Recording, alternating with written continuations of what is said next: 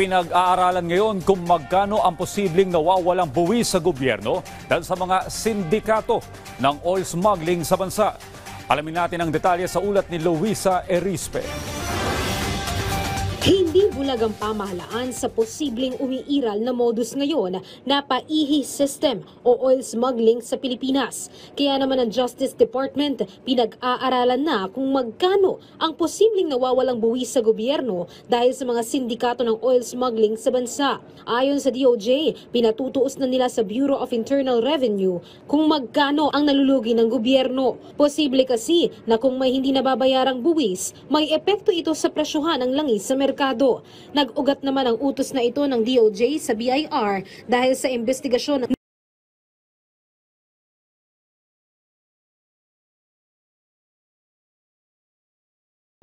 lost income in revenues ng gobyerno natin sa kaban ng bayan. Kasi nga, kung oil smuggling yan, hindi sila nagbabayad ng buwis, ng customs duties and tariffs.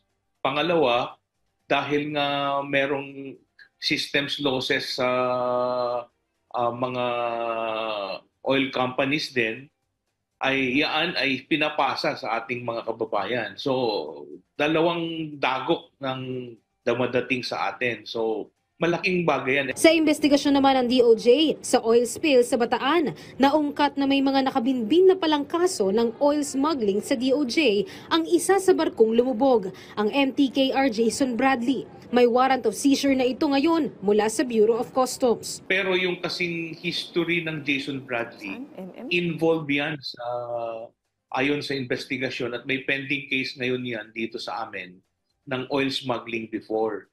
Nahuli yung mga kasama niyang tanker na sumisip-sip, no, nagpapaihi sa laot.